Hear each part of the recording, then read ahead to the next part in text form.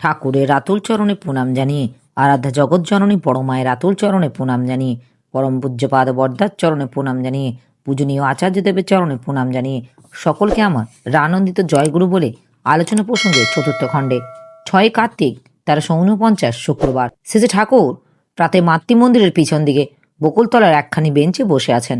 ঋত্বিক অধিবেশন চলছে বলে জায়গাটা লোক গিজগিজ করছে। পাশে কয়েকজন দোকানদার তরকারি, পান, পাকা কলা ইত্যাদি নিয়ে বসেছে।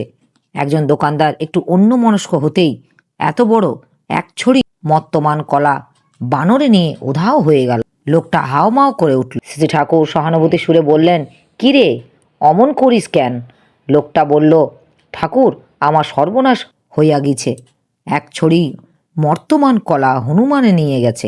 মিটিংয়ের সময়ে আনিছিলাম, বেচে 2 পয়সা হবে আশায়, তার হবার লয়। শ্রী ঠাকুর একজনকে ইঙ্গিত করতেই তিনি 2 টাকা ওই দোকানদারকে দিয়ে দিলেন।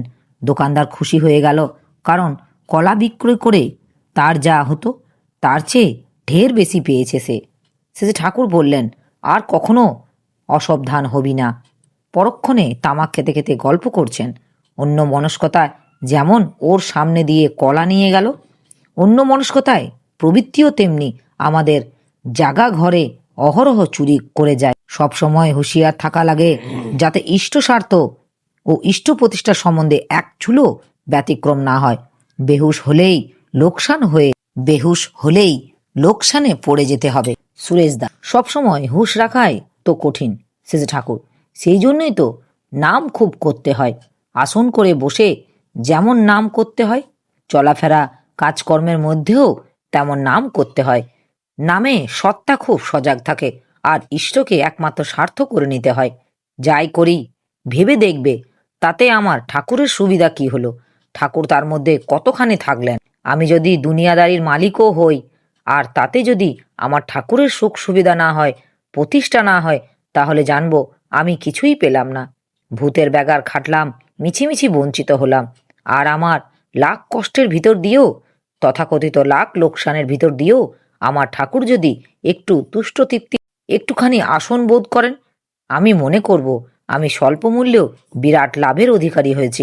কেষ্টদাকাল একটা বড় সুন্দর কথা শুনিয়েছে আমাকে।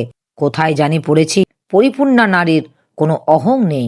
আমার মনে হয় ভক্ত সম্বন্ধে ওই কথা খাটে। পরিপূর্ণ ভক্তের কোনো অহং নেই। অহং নেই মানে কি? ইষ্টের অহংকেই সে নিজের অহং করে নিয়েছে। সেই অহংয়েরই যন্ত্র সে। তার ইচ্ছা ও চাহিদা পূরণের জন্য সদা জাগ্রত সে। আবার তার মধ্যেও কিন্তু নিষ্ক্রিয়তার নামগন্ধও নেই। ইষ্টের ইচ্ছা পরিপূরণ করতে সে যেমন প্রচণ্ড হয়ে ওঠে, মানুষ উদ্যোগ প্রবৃত্তির ঝোঁক পরিপূরণের জন্য অতখানি সক্রিয় হয়ে উঠতে পারে না। প্রবৃত্তি বা খেয়াল পূরণের নেশা মানুষের যত শক্তিমান, তার চাইতে ঢের বেশি শক্তিমান ইষ্টার্থ পূরণী আগ্রহ। বিজয়দা, আমার লাভটাকে লোকসান বলে মনে করব, আর আমার লোকসানটাকেই লাভ বলে মনে করব কিভাবে, তা তো বুঝতে পারি না শেষে ঠাকুর। আমার জীবনের আদর্শ উদ্দেশ্য যা, তাই দিয়েই তো হবে আমার লাভ ক্ষতির বিচার।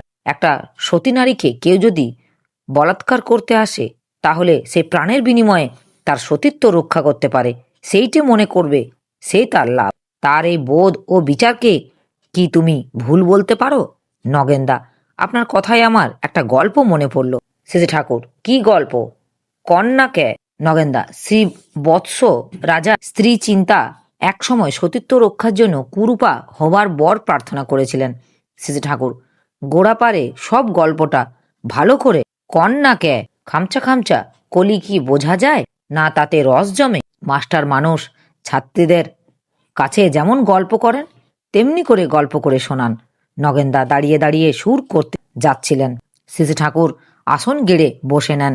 এই দেবী, নগেনদাকে একখানা পিলে দেয়, তোদের জেনা কয়ে দিলে কিছুই মাথা খাটাইয়ে করবার চাস না। দেবী চক্রবর্তী ব্যস্ত সমস্ত হয়ে একখানি পিড়ে এনে দিলেন কিশোরীদার ঘর থেকে। নগেনদা পিড়েতে বসে বলতে শুরু করলেন। শ্রীবৎস ছিল রাজা, তার স্ত্রীর নাম ছিল চিন্তা। একবার শনি ও লক্ষ্মীর মধ্যে দ্বন্দ্ব হয়। তাই দুজনের মধ্যে কে শ্রেষ্ঠ এই নিয়ে এবং ন্যায়পরায়ণ শ্রীবৎসকে তারা মধ্যস্থ মানেন। কে বড় কে ছোট এ কথা অশোভন মনে করে তিনি সোনা ও রূপোর 2টি সিংহাসন তৈরি করলেন। নির্দিষ্ট সময়ে লক্ষ্মী এসে সোনার সিংহাসনে এবং শনি রূপোর সিংহাসনে বসেন। লক্ষ্মী খুশি হলেন, কিন্তু শনি কুপিত হয়ে রাজার অনিষ্ট চেষ্টায় ঘুরতে লাগলেন। কোনো অনাচার বা ত্রুটি না পেলে তো শনি সেখানে ঢুকতে পারেন না, তাই তিনি সুযোগের সন্ধানে থাকলেন। একদিন শ্রীবৎস খাবার পর পা ধুতে ভুলে গেলেন। শনি সেই রন্ধপথে তার দেহে প্রবেশ করলেন। শনির প্রকোপে শ্রীবৎস নানা দুর্ভোগ ভুগতে লাগলেন। ক্রমে ক্রমে তার রাজ্যপাট সব চলে গেল। শেষে এক কাঁথার মধ্যে মণিরত্ন বেঁধে নিয়ে তিনি চিন্তাকে নিয়ে রাজ্য ছেড়ে চলে গেলেন। পথে শনি এক মায়া নদী সৃষ্টি করে স্বয়ং একখানা ভাঙা নৌকা নিয়ে ছদ্মবেশে এসে হাজির হলেন। ভাঙা নৌকায় একটির বেশি জিনিস একসঙ্গে নেওয়া সম্ভব নয় বলে শ্রীবৎস মাঝিকে প্রথমে কাঁথার বোঝ কাঠি অন্য পারে রেখে আসতে বললেন। সেই বোঁচকা নিয়ে শনি নৌকাসহ অদৃশ্য হয়ে গেলেন। রাজা তখন হাই হাই করতে লাগলেন। উপায়ন্ত না দেখে নিঃস্ব শ্রীবৎস সস্ত্রী এক কাঠুরিয়ার বাড়িতে আশ্রয় নিলেন। এতে শনিরও রাগ যায় না। তিনি স্বামী স্ত্রীর মধ্যে বিচ্ছেদ ঘটাবার চেষ্টা করতে লাগলেন। একদিন শ্রীবৎস কাঠ কাটতে বনে গেছেন। এমন সময় এক সওদাগরের ডিঙ্গা চড়াই ঠেকে যায়। শনি সেখানে দৈবজ্ঞের বেশে এসে উপস্থিত হয়ে বললেন, এক কাঠুরিয়া বাড়িতে এক সতী আছে, তিনি এসে নৌকা ছুলেই নৌকা আবার চলবে। সওদাগর তার খোঁজে বেরিয়ে পড়লেন। খুঁজে পেয়ে সব বৃত্তান্ত বললেন। চিন্তা ভাবলেন, দিনগত পাপ ক্ষয় ছাড়া কারো তো কোনো উপকারে লাগতে পারি না, তা যাই না কেন, লোকটার যদি তাতে উপকার হয়। এইভাবে তিনি নৌকা ছুঁয়ে দিলেন। যেমনি ছোঁয়া অমনি আবার নৌকা চলতে লাগলো। আবার যদি কোথাও নৌকা চড়ায় থেকে যায়, এই ভয়ে সওদাগর জোর করে তাকে নৌকায় আটক করে রাখলেন। সওদাগরের ভাবগতিক চিন্তার ভালো মনে হলো না। তিনি দেখলেন, তার রূপ দেখে যদি সওদাগরের তার দেহের প্রতি লালসা হয়, তাহলে তো তার সমূহ বিপদের কথা। তাই তিনি সূর্যের স্তব করে তার কাছে প্রার্থনা চাইলেন, যাতে তার অপরূপ রূপরাশি বিলুপ্ত হয়ে যায় এবং তিনি কুৎসিত কদাকার রূপ ধারণ করতে পারেন রূপ ধারণ করেন। সূর্যদেব তার প্রার্থনা মঞ্জুর করলেন এবং কুরূপা হওয়া তার আর সতীত্ব নাশের ভয় রইল না। নগেনদা এই বলে ক্ষান্ত হলেন। সবাই সাগ্রহে শুনছিলেন তার গল্প। সেটি লক্ষ্য করে শেষে ঠাকুর বললেন, বাকিটুকু বলেন না? বেশ তো ভালো গল্প, আর কথক ঠাকুরের মতো আপনার কওয়াটাও কায়দাও বড় সুন্দর। নগেনদা উৎসাহিত হয়ে আবার বলতে লাগলেন। এদিকে শ্রীবৎস এসে চিন্তাকে না পেয়ে অধীর হয়ে পড়লেন। লোকের কাছে খোঁজ খবর নিয়ে তার সন্ধানে বেরিয়ে পড়লেন। ঘুরতে ঘুরতে তিনি এক রাজধানীতে এসে উপস্থিত হলেন। সেই দেশের রাজকন্যা ভদ্রা প্রথম দর্শনে শ্রীবৎসের প্রতি অনুরক্ত হলেন। শ্রীবৎস রাজকন্যার সাহায্যে নদী তীরে বাণিজ্য তরীর শুল্ক সংগ্রহের কাজে নিযুক্ত হন। এই কাজে নিযুক্ত থাকাকালীন তিনি ওই সওদাগরের নৌকায় চিন্তার সন্ধান পান। চিন্তা শ্রীবৎসকে পেয়ে তার মনোরঞ্জনের জন্য সূর্যদেবের কাছে পুনরায় তার রূপ যৌবন ফিরে পাবার জন্য প্রার্থনা জানালেন। সূর্যদেব তার নিষ্ঠা দেখে প্রীত হয়ে তার প্রার্থনা পূরণ করলেন। এরপর লক্ষ্মীর কৃপায় আবার তারা হারানো রাজ্য ফিরে পেলেন এবং রাজা রানী পরম সুখে কালযাপন করতে লাগলেন। শেষে ঠাকুর তাহলে দেখেন, সতী নারী কি চায়? রূপ যৌবন যে নারীর এত কাম্য, এত প্রিয়, তাকেও সে কোনো মূল্যে দেয় না যদি তা স্বামীর সেবায় না লাগে। ভক্তও তেমনি কোনো জিনিসকেই মূল্য দেয় না যা তার ইষ্টের সেবায় না লাগে। তার একমাত্র মূল্যমান হয় ইষ্টের প্রীতি, ইষ্টের স্বার্থ, ইষ্টের প্রতিষ্ঠা। ওই মানদণ্ড মেপে মেপে সে যা কিছুর মূল্য নির্ধারণ করে। অন্য কোনো লোভ বা মোহ তার থাকে না। সেই ততই হয় মুক্ত পুরুষ। তাই কয়, মুক্তি ভক্তির দাসী। শ্রীসদা মুক্তি বলতেই যেন মানুষের মনে কেমন একটা নৈরাশ্যের ভাব আছে, কিন্তু ভক্তির কথা শুনলে মনটা সরস হয়ে ওঠে। শেষে ঠাকুর, মুক্তি বলতে বুঝতে হবে পবিত্র পরায়ণা থেকে মুক্তি, স্বার্থপর কমনা কুলুষ থেকে মুক্তি। এই মুক্তির প্রয়োজন আছেই। এদিক দিয়ে যে যতখানি মুক্ত, তার জীবন ততখানি দীপ্ত। নইলে প্রবৃত্তির ঠেলায় যার জীবনে যতই জেল্লা থাক না কেন, সেই আলোর মাঝেও থাকে একটা দূরপনেও কালো। তাই জীবের সত্তাকে তারা সন্দীপিত ও সমুন্নত করতে পারে কমই, আর সত্তাকে সন্দীপিত ও সমুন্নত করার সামর্থ্য যাদের যেমন, তাদের বিবর্তনের স্তরও তেমন। তাই মুক্তি বলতে যে নৈরাশ্যের ভাব আসে, সেটা মুক্তি সম্বন্ধের ভুল ধারণা দরুন। মুক্তির সঙ্গে মরণের কোনো সম্পর্ক নেই, সম্পর্ক আছে জীবনের। কিন্তু যুক্তি অর্থাৎ যোগ ছাড়া মুক্তি মেলে না। জীবন্ত ইষ্টে যে যতখানি প্রাণের টান নিয়ে যুক্ত হয়, প্রবৃত্তির বন্ধন তা ততখানি খোলে। দোষ দুর্বলতার নাগপাশ তার শিথিল হতে থাকে ক্রমে ক্রমে। তাই সাধ্য ও সাধনীয় যদি কিছু থাকে, তবে তা ইষ্টানুরাগ। একেই বলে ভক্তি। ভক্তি ইতিমূলক। ভক্ত দেখে যে ভগবানের যা কিছু করণীয়, সবই তার করণীয়। ভগবানের সঙ্গে যুক্ত হতে গিয়ে সে সবার সঙ্গেই যুক্ত হয়, অর্থাৎ প্রত্যেকের সত্তা সম্বর্ধনী সক্রিয়ভাবে অন্তরাশী হয়ে ওঠে। তার জীবন এখানে। আর এই জীবনের মধ্যে আছে মুক্তি।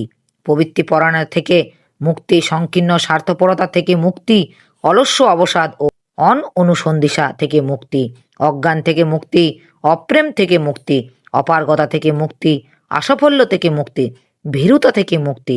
মুক্তি না কোনো দিকে, কিন্তু ভক্তি ছাড়া এই সর্বতোমুখী মুক্তি কারো কোনো কালে হয়েছে বলে আমার জানা নেই। নিবারণ বাগচি: তাহলে ভক্ত যে, তার তো সব দিক দিয়েই শক্তিশালী ও কৃতকার্য হবার কথা, কিন্তু কার্যক্ষেত্রে তা তো দেখা যায় না। অনেকেই দেখা যায় দুঃখে কষ্টে জীবন কাটে। শেষে ঠাকুর: তার মানে ভক্তিরই খাঁকতি আছে সেখানে। আবার এমনতর দেখা যায় ভক্ত যে, সে বহু সুখ সুবিধা ও স্বাচ্ছন্দ্যের জন্য নিজের সুখ সুবিধা ও স্বাচ্ছন্দ্যের হাসি মুখে বিসর্জন দিয়ে চলে।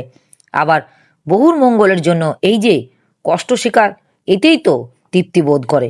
ভক্ত যে, সে তাই কষ্টে থাকলেও নিরানন্দ থাকে না কখনো। অন্তর তার ভরপুর থাকে ইষ্টানন্দে মশগুল হয়ে। ব্যথা তার জাগে সেইখানে যেখানে সে ইষ্টের ইচ্ছা পরিপূরণ করতে না পারে। ইষ্টের ইচ্ছা তো সংকীর্ণ সীমাবদ্ধ নয়, সেই ইচ্ছা সারা জগতের প্রত্যেকটি সত্তার কল্যাণকে কেন্দ্র করে। এটা একটা অন্তহীন কার্যক্রম। এই কার্যক্রম যারা গ্রহণ করে, তারা যতই করুক ততই দেখে করার অনেক কিছু বাকি। এই জন্য শান্তি ও সন্তোষের সঙ্গে সঙ্গে তাদের অন্তরে জড়িয়ে থাকে একটা শাশ্বত ভাগবত অতৃপ্তি। এই অতৃপ্তি তাদের উধাও আবেগে ছুটি নিয়ে চলে আরোর পথে একাগ্র ইষ্টার্থী অভিগমনে। তাই বৈষ্ণব শাস্ত্রে বলেছেন, এই প্রেমের আস্বাদন তপ্ত ইক্ষু চর্বণ, মুখ জলে না যায় ত্যাজন। সেই প্রেমা যার মনে, তার বিক্রম সেই জানে, বিশ্রাম মেতে একত্রে মিলন। কথা একবারে খাঁটি কথা। এই জ্বালা না থাকলে শুধু সুখ স্বাচ্ছন্দ্য মহৎ তপস্যার দরজা খোলে না, আর তাতে মানুষ বিবর্তনের মুখও দেখতে পায় না। এই মিলিটারির বাজারে চাকরি তো কত সস্তা, কত আধনা লোক বেশ 2 পয়সা কামাচ্ছে। তোমার বউ ছাওয়াল যদি না খেয়ে থাকে, তাহলে কি তোমার ঋত্বিকতার কাজ ছেড়ে চাকরিতে যেতে ইচ্ছা করে? নিবন্দা: তা করে না। শেষে ঠাকুর: এই ইচ্ছা করে না, তার কারণ তুমি জানো। এই কাজ যদি তুমি করো, তাতে বহুর জীবনে কল্যাণমণ্ডিত হবে, আমিও খুশি হব তাতে। তাই ইষ্টার্থে কচ্ছতা বরণ করে চলেছ তুমি। এই কচ্ছতা এবং অপারগতা কিন্তু এক জিনিস নয়। তবে তোমাদের যে অপারগতা নেই তা বলি না, কারণ তোমরা যদি প্রকৃত ঋত্বিক হয়ে উঠতে পারো, তখন দেখতে পাবে তোমাদের সংস্পর্শে সাহচর্য ও সেবায় কত মানুষ জীবন সংগ্রামে সব দিক দিয়ে জয়ী হয়ে উঠবে। এই মানুষগুলি হয়ে উঠবে তোমাদের সম্পদ। তখন তোমাদের এই অবস্থা আর থাকবে না। কত লোককে পালতে পুষতে পারবে তোমরা, আর বিপুল ঐশ্বর্য তোমাদের হাতে আসলে নিজের সুখ ভোগের জন্য অযথা বেশি ব্যয় করতে ইচ্ছা করবে না। ভাববে ঠাকুরের কাজে কতটা লাগতে পারি, পরিবেশের কতজনের সেবা সাহায্য টেনে তুলতে পারি। কথায় বলে, লাখ টাকায় বামুন ভিখারি। বামুন তো শুধু নিজের কথা ভাবে না, তাকে ভাবতে হয় সবার কথা। সবার দায়কে সে নিজের দায় বলে মনে করে। তার অভাব ঘোচায় কে বলো? কিন্তু এ অভাব অযোগ্যতা জনিত অভাব নয়, তাই তার কোনো দৈন্য থাকে না। C.R. দাস, যিনি বছরে কত লক্ষ টাকা উপায় করতেন, তিনি কিন্তু দেশের কাজের জন্য ব্যারিস্টারি ছেড়ে দাঁড়ে দাঁড়ে ভিক্ষার ঝুলি নিয়ে ঘুরছেন। তার এই ভিক্ষাবৃত্তি তুমি কি বলবে? তার প্রত্যেকটা জিনিস তলিয়ে বুঝতে হবে। তবে ভক্তি সাধনার নামে যে অযোগ্যতা ও আলস্যের প্রশ্রয় দিয়ে চলে, ইষ্টভরণের ধান্দার চাইতে আত্মভরণের ধান্দা যার প্রবল, ইষ্টার্থী এবং পরার্থপরতাকে সে স্বার্থ করে নেয়নি, সে যে ভক্তির আনাচে কানাচেও ঢোকেনি, সে বিষয়ে কোনো সন্দেহ নেই। আমার এই আলোচনা প্রসঙ্গে কিছু ভুল ত্রুটি হয়ে থাকলে আপনারা আমায় ক্ষমা করবেন। উপস্থিত দাদা, ভাই, বোন, মায়েদের আমার আনন্দিত জয় গুরু।